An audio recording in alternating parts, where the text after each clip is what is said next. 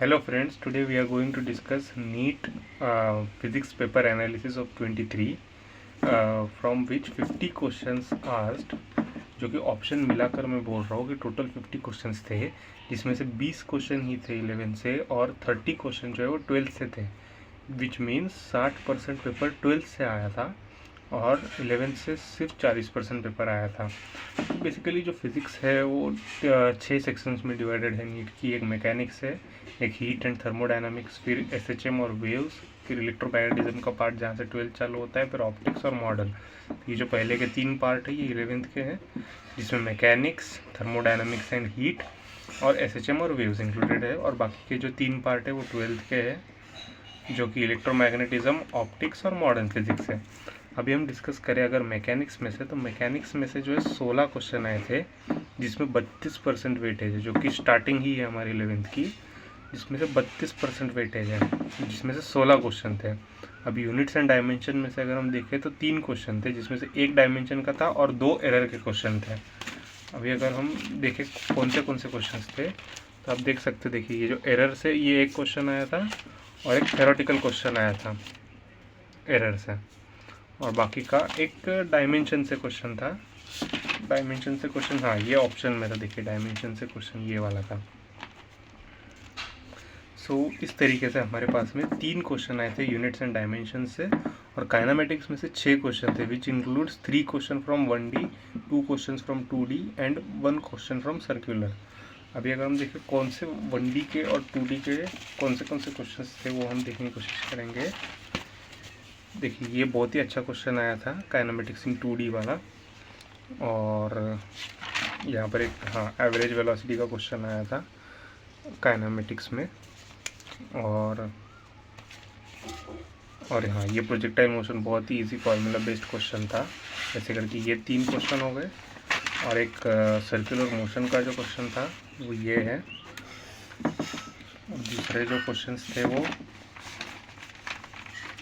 Options में थे, जो कि सेक्शन बी इंक्लूडेड है, उसमें से ये एक वुडन ब्लॉक का क्वेश्चन था, और ये फार्मूला बेस्ड इजी सा 1D में से आया था। तो इस प्रकार से हमारे पास में 6 क्वेश्चन काइनेमेटिक्स से थे, 3 क्वेश्चन यूनिट्स एंड डायमेंशन से थे, और एनएलएम में से, जो कि इतना बड़ा पार्ट है एनएलएम, उसमें से सिर्फ एक क्वेश्चन फार्मूला बेस्ड था, वो सेक्शन में से आया था, जो कि आप देख सकते हैं ये वाला क्वेश्चन था, मैक्सिमम एक्सेलरेशन उन्होंने पूछा था टर्निंग पर। और उसके बाद में जो उन्होंने क्वेश्चन पूछा था वो था वर्क, एनर्जी एंड पावर से सिर्फ एक क्वेश्चन आया था, जो कि स्प्रिंग एनर्जी पे था, और वो ये वाला क्वेश्चन था। देखिए पोटेंशियल एनर्जी स्टोर जब 2 सेंटीमीटर हो और फिर 8 सेंटीमीटर हो तो कितना हो। बहुत ही इजी क्वेश्चन था वर्क, एनर्जी एंड पावर से भी, जिसमें से एक क्वेश्चन था। एंड रोटेशनल मोशन, जो कि इतना वास्ट चैप्टर है, जिसमें बहुत ज़्यादा टाइम कंज्यूम होता है, जनरली 15 to 20 लेक्चर्स लेते हैं कोचिंग में, उस पर सिर्फ एक क्वेश्चन आया था, और वो क्वेश्चन भी हालांकि गलत था। आप मेरा पिछला वीडियो देख सकते हैं, जो कि मैंने इस पर ही बनाया था, रेडियस ऑफ गायरेशन पर। होपफुली ये बोनस हो या फिर आंसर 3:5 माना जाएगा, जो कि मैंने पिछले वीडियो में बताया था। और ग्रेविटेशन से बहुत ही ब्यूटीफुल क्वेश्चन आया था उन्होंने, ये देखिए ये वाला ही क्वेश्चन था नीचे, बॉडी परफॉर्मिंग 9 है। हमें यहाँ पर बेसिकली इलेक्ट्रिक फील्ड फाइंड करनी थी, कहाँ पर 0 होगा, और उस पॉइंट पर हमें फिर से पोटेंशियल फाइंड करना था। तो वो एक क्वेश्चन आया था ग्रेविटेशन पे से, और प्रॉपर्टीज़ ऑफ सॉलिड, जो कि जिसे हम इलास्टिसिटी भी कहते हैं, तो उससे सिर्फ स्ट्रेस पर से एक क्वेश्चन आया था इजी सा। ये देखिए ये उन्होंने लॉन्जिट्यूडिनल स्ट्रेस पूछा था एनी पॉइंट ऑफ टाइम पर, सो इसका करेक्ट आंसर W/A था। और उसके बाद में फ्लूइड पर से एक वेंचुरीमीटर क्वेश्चन आया था। यस, ये जो पूछा था, venturimeter works on the principle of Bernoulli's principle. So एक वेंचुरीमीटर था, और एक सरफेस टेंशन का जो सरफेस एनर्जी हम फाइंड करते हैं, बेसिकली ये PYQ ही था बेसिकली, जो कि उन्होंने पूछा था सरफेस एनर्जी कितना रहता है, वो हमें बताना था। तो इस प्रकार से 16 क्वेश्चंस आए थे हमारे मैकेनिक्स सेक्शन से, जो कि 32% फिजिक्स पेपर का पार्ट होल्ड कर रहा था। अभी हम अगर नेक्स्ट पार्ट पर मूव करते, हीट एंड थर्मोडायनामिक्स, मतलब बहुत ही टाइम कंज्यूमिंग मुझे ये पार्ट लगता है, हीट एंड थर्मोडायनामिक्स। इतना बड़ा थर्मल फिजिक्स है, थर्मल प्रॉपर्टीज़ ऑफ मैटर्स की जो बात करें, तो उसमें से तो कैलोरीमेट्री है, जो टेम्परेचर स्केल है, मतलब उनके पास बहुत सारे क्वेश्चंस थे पूछने के लिए। उन्होंने थर्मल प्रॉपर्टीज़ ऑफ मैटर पे सिर्फ एक भी क्वेश्चन नहीं पूछा है, विच इज़ वेरी शॉकिंग। और थर्मोडायनामिक्स पर से एक क्वेश्चन जो था वो I think so Carnot engine पर था। यस, ये देखिए कार्नोट इंजन का क्वेश्चन था, एफिशिएंसी फाइंड करना बताई थी। और इसके बाद में KTOG से एक क्वेश्चन था, जो कि टेम्परेचर, यस ये देखिए आरएमएस स्पीड पर क्वेश्चन था। तो ये बहुत ही अच्छा इजी क्वेश्चन था। और उसके बाद में हम नेक्स्ट सेक्शन पर मूव करें, वो था एसएचएम और वेव्स, जिस पर से 2 क्वेश्चन आए थे। तो एसएचएम पर जो एक क्वेश्चन आया था वो भी आई थिंक सो ऑप्शन में ही था। यस, ये देखिए उन्होंने वेलोसिटी फाइंड करने को बोली थी ग्राफ देकर। सो इसका करेक्ट आंसर -5 होगा। ओके। और वेव्स पर से जो है वो साउंड वेव्स पर क्वेश्चन आया था ऑर्गन पाइप से। कहाँ गया क्वेश्चन? Yes, okay. तो ये देखिए ये ऑर्गन पाइप पर इन्होंने क्वेश्चन पूछे थे, एक सैरो से क्लोज और क्लोज, तो इसका आंसर 2:1 था। You can see that very easy question था। तो इस प्रकार से सिर्फ 2 क्वेश्चन एसएचएम और वेव्स के पार्ट से आए थे, और सिर्फ 2 क्वेश्चन हीट और थर्मोडायनामिक्स के पार्ट से आए थे, विच होल्ड ओनली 8%, जो कि बहुत ही कम है। मतलब जितना टाइम हम पढ़ने में लगाते हैं ये सेक्शन, उस हिसाब से बहुत ही कम क्वेश्चंस पूछे गए थे यहाँ से। सो इस हिसाब से देख सकते हैं आप आगे की प्रिपरेशन हमें कैसे करनी है। बट ये ज़रूरी भी नहीं है कि हर साल इस पे से कम क्वेश्चन आए। इस साल कम आए, माइट भी अगले साल फिर से बढ़ जाए। और उन्होंने जो वेटेज जो है इस साल भी मॉडर्न फिजिक्स को हर साल ज़्यादा देते हैं, अभी हम आगे एनालिसिस करेंगे। अभी लेट्स सी इलेक्ट्रोमैग्नेटिज्म से कैसे कैसे क्वेश्चन आए थे। इलेक्ट्रोमैग्नेटिज्म से 18 क्वेश्चन टोटल आए थे, जो कि 36% of the physics paper hold कर रहा था। उसमें से इलेक्ट्रोस्टैटिक्स से 4 क्वेश्चन आए थे। अभी 4 जो है उसमें से पहला पार्ट जो था वो टॉर्क से क्वेश्चन आया था। आप देख सकते हैं टॉर्क से, ये PYQ है बेसिकली। बहुत ही इजी सा क्वेश्चन था, सिर्फ फार्मूला बेस्ड क्वेश्चन था। और इसके बाद में जो है वो गॉस लॉ पर से क्वेश्चन था। ये देखिए ये वाला क्वेश्चन है गॉस लॉ पर। तो इस पे से भी बहुत ही कॉन्सेप्चुअल क्वेश्चन था, ये थ्योरेटिकल क्वेश्चन था। और आगे वाले जो है वो इलेक्ट्रिक पोटेंशियल का, वो डायपोल, ये देखिए डायपोल वाला क्वेश्चन था इस पे। और इसके बाद जो है कॉम्बिनेशन ऑफ कैपेसिटर पर क्वेश्चन था। ये देखिए ये वाला क्वेश्चन था कॉम्बिनेशन ऑफ कैपेसिटर पर। तो इस प्रकार से 4 क्वेश्चन जो है वो इलेक्ट्रोस्टैटिक्स से आए थे। और उन्होंने बहुत ज़्यादा वेटेज दी इस साल भी करंट इलेक्ट्रिसिटी को। करंट इलेक्ट्रिसिटी से 5 क्वेश्चन थे। और कौन से थे हम आपको दिखाएंगे। ये देखिए ये एक क्वेश्चन था सॉल्विंग ऑफ कैपेसिटर पर, ये सॉल्विंग ऑफ रेजिस्टर्स पर, जो सर्किट सॉल्विंग रहती है, ये एक क्वेश्चन था। ये बहुत ही ब्यूटीफुल क्वेश्चन था, बहुत सारे कॉन्सेप्ट इसमें इंक्लूडेड है। ये मैंने सॉल्व भी किया है, आप मेरा पिछला वीडियो देख सकते हो। और ये PYQ ही था बेसिकली, आई थिंक सो 13 में आया था, इफ आई रिमेंबर करेक्टली। ये PYQ ही है ये question, I am damn sure. तो इस प्रकार से 2 क्वेश्चन जो है वो ब्रिज सॉल्विंग पर आए थे, और एक कलर कोडिंग से आया था। कलर कोडिंग से आप देख सकते हैं, ये मैंने शायद से इसका मुझे ऑरेंज लग रहा है, ठीक है। तो ये एक क्वेश्चन आया था कलर कोडिंग से। और हीटिंग इफेक्ट पर उन्होंने पूछा था। हीटिंग इफेक्ट का आई थिंक ऑप्शन में था। यस, ये देखिए ये ऑप्शन, ये एक आया था हीटिंग इफेक्ट से क्वेश्चन। और इसका आंसर 3×10⁻² वाला है, हीटिंग इफेक्ट पर आया था। और पैरेलल और सीरीज कॉम्बिनेशन से आप देख सकते हैं, ये वाला क्वेश्चन उन्होंने पूछा था। बहुत ही ब्यूटीफुल क्वेश्चन है बेसिकली। तो इस प्रकार से हमारे पास में 5 क्वेश्चन करंट इलेक्ट्रिसिटी से पूछे थे, बचे हुए 4 क्वेश्चन इलेक्ट्रोस्टैटिक से पूछे हैं।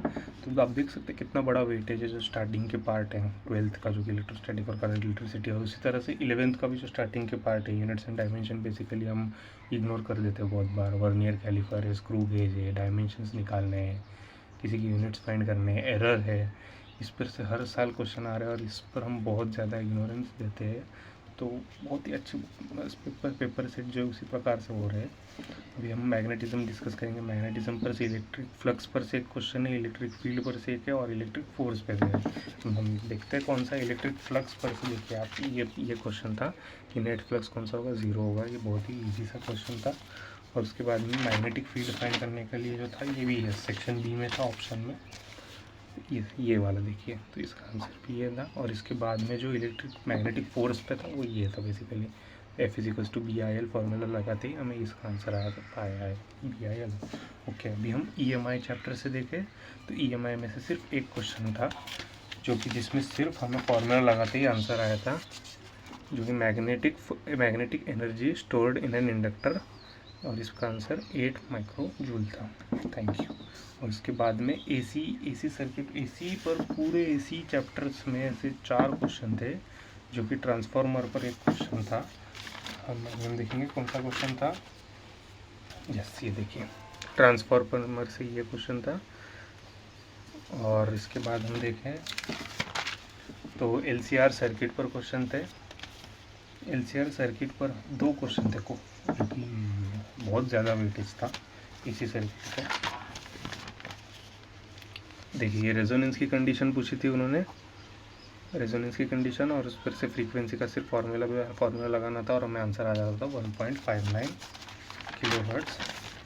और इसके आगे जो है ये देखिए, ये उन्होंने LCR पूरे इसमें कनेक्ट किए थे और उन्होंने नेट इम्पेडेंस फाइंड करने को कहा था, जो कि अच्छा क्वेश्चन था। और फिर कैपेसिटर सर्किट पर ये वाला क्वेश्चन था, ये थ्योरेटिकल क्वेश्चन था। तो इस प्रकार से हमारे पास में 4 क्वेश्चन थे AC सर्किट से, एक ट्रांसफार्मर पर, एक LCR सर्किट पर और एक कैपेसिटर सर्किट पर। और EM वेव से बहुत ही ईजी सा सिर्फ फॉर्मूला बेस्ड एक क्वेश्चन था, जो कि मैं दिखाता हूँ कौन सा था। ये देखिए, in the plane of electromagnetic wave travelling, और ये तो ये बहुत ईजी सा फॉर्मूला था। और इसके बाद हम नेक्स्ट सेक्शन पर मूव करें, तो इसका पूरा एनालिसिस बता दूँ। जैसे इलेक्ट्रोमैग्नेटिज्म पर देखिए इस प्रकार से पूरा वेटेज था। इलेक्ट्रोस्टैटिक पर 4, बाकी करंट से 5, मैग्नेटिज्म से 3, EMI से 1, AC से 4 और EM वेव से 1। तो इस प्रकार से टोटल जो 18 क्वेश्चन आए थे इलेक्ट्रोमैग्नेटिज्म से, which is a very huge weightage, जो कि 36% ऑफ फिजिक्स पेपर कवर किया है सिर्फ ये सेक्शन में।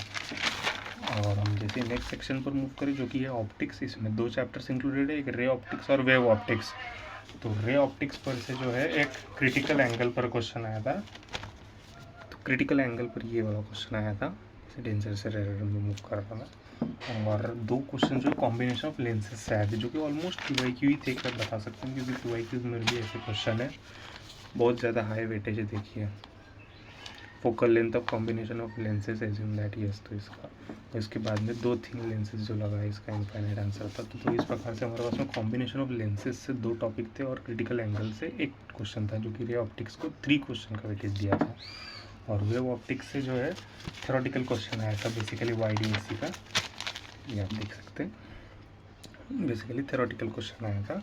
तो उस पर से एक क्वेश्चन। सो टोटल हमारे पास में 4 क्वेश्चन ऑप्टिक्स सेक्शन से आए थे, जो कि 8% कवर किया था। और इसके बाद हम नेक्स्ट सेक्शन पर मूव करेंगे, जो कि है modern physics. Sorry for disturbance. अभी हम नेक्स्ट सेक्शन पर मूव करेंगे, जो कि मॉडर्न फिजिक्स। मॉडर्न फिजिक्स में आप देख सकते हैं पहला ही क्वेश्चन जो है ये फोटो इलेक्ट्रिक इफेक्ट पर से आया है। और इसके बाद में दूसरा क्वेश्चन जो है वो रेक्टिफायर से आया है। देखिए, रेक्टिफायर से ये वाला क्वेश्चन है, जिसका आंसर कैपेसिटर था। I am did wrong. और उसके बाद हाइड्रोजन स्पेक्ट्रम से था, हाइड्रोजन स्पेक्ट्रम में देखिए बाल्मर सीरीज का। और इसके बाद जो डायोड से थ्योरेटिकल क्वेश्चन था, देखें, photo electric devices can convert into photo electric, और ये तो ये दोनों क्वेश्चन राइट थे बेसिकली। और इसके बाद जो नेक्स्ट क्वेश्चन था वो एक्सरे पर से था, इसका आंसर 1/v था, एक्सरे पर से एक क्वेश्चन। और बोहर मॉडल का क्वेश्चन जो है वो आई थिंक ऑप्शन में था, if I remember correctly, yes. ये देखिए सेक्शन B में बोहर मॉडल का रेडियस का फॉर्मूला आया था। और हाफ लाइफ पर क्वेश्चन था, यस। और ये देखिए इसका आंसर 80 मिनट था। और ऑफ कोर्स जैसे हर साल आता है, इस साल भी आया लॉजिक गेट्स फेवरेट क्वेश्चन रहता है, हर साल इस पर से क्वेश्चन आता ही आता है। और इस बार भी आया, बट इस बार कंपैरेटिवली इजी था वैसा। सो इस प्रकार से 8 क्वेश्चन आए मॉडर्न फिजिक्स से। देख सकते हो, मतलब मॉडर्न फिजिक्स में हमें पढ़ने से ज़्यादा टाइम भी नहीं लगता, मतलब 3 to 4 डेज हार्डली मुझे लगता है मॉडर्न फिजिक्स में हमें लगता है, और वो चैप्टर हो जाते हैं मतलब। तो उस पर से उन्होंने बहुत ही हाई वेटेज दिया है। सो हमारी सीख ये है कि आगे से हमें मॉडर्न फिजिक्स पर बहुत ज़्यादा कॉन्सेंट्रेट करना है, और उस पर से क्वेश्चन ईजी ही आएगा, क्योंकि बेसिकली मतलब जो concept based, generally formula based, मतलब बहुत ही ईजी चैप्टर, मतलब बहुत ही कम टाइम लेकर ज़्यादा मार्क्स लाने वाला अगर कोई सेक्शन है तो वो मॉडर्न फिजिक्स ही है। मतलब जिसको फिजिक्स बहुत ज़्यादा हार्ड जा रहे हैं, अगर ऐसा है कि 100 मार्क्स भी नहीं आ रहे, तो उनको मॉडर्न फिजिक्स पर बहुत ज़्यादा कंसंट्रेशन करना चाहिए। मेरे हिसाब से इसमें बहुत ही इजीली हम मार्क्स कवर कर सकते हैं। तो अगर हम सम अप करें तो मैकेनिक्स पर से हमें अभी देखा तो हमने 16 क्वेश्चन आए हैं, जो कि 32% ऑफ द पेपर कवर कर रहा है। हीट एंड थर्मोडायनेमिक्स में से सिर्फ 2 क्वेश्चन आए, जो कि 4% पेपर कवर कर रहा है। SHM और वेव्स में से सिर्फ 2 क्वेश्चन आए, जो कि 4% कवर कर रहा है। इलेक्ट्रोमैग्नेटिज्म से बहुत ही ज़्यादा क्वेश्चन आए, जो कि 18 क्वेश्चन आए थे, 36% पेपर कवर कर रहा है। और ऑप्टिक्स पर से जो है टोटल रे ऑप्टिक्स से 3 आए थे और वेव ऑप्टिक्स से 1 आए, सो टोटल 4 क्वेश्चन आए थे, जो कि 8% हमारा पेपर कवर कर रहा है। और मॉडर्न फिजिक्स पर से जैसे हमने देखा 8 क्वेश्चंस आए थे, जो कि 16% हमारा पेपर कवर कर रहा है। तो इस हिसाब से हमने पूरी फिज़िक्स पेपर की एनालिसिस की है। सो यही कहना चाहता हूँ लास्ट में कि मॉडर्न फिजिक्स पर ज़्यादा ध्यान दें और उस पर हर साल क्वेश्चन ज़्यादा आते हैं। और अगर इन दोनों पर कम क्वेश्चन आए इसका मतलब ये नहीं कि ये इम्पोर्टेंट नहीं है, इस साल कम आए हैं अगले साल भी कम आएंगे, ऐसा कोई ज़रूरी नहीं है।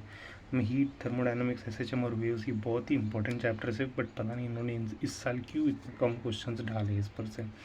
सो I hope you like my video. Thanks for watching.